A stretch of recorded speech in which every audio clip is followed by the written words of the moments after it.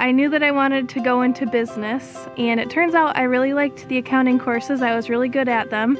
There was actually a recruiter from Plante Moran that came into one of my accounting classes.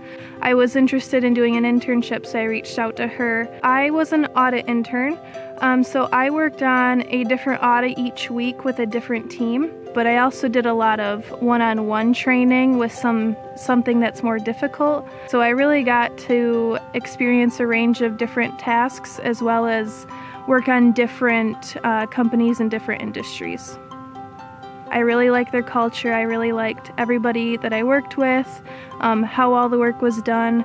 I did that internship virtually, so I did go into that office a couple times, but it was mostly virtual. My supervisor was great. I told her that I was interested in moving out to one of the Colorado offices for a full-time position, but it is going to be a very new experience, not only beginning my career, but beginning it in a new state, somewhere that's unfamiliar. Colorado's beautiful. There's a lot to do there. I've been there a couple times since I have made the decision to go work there.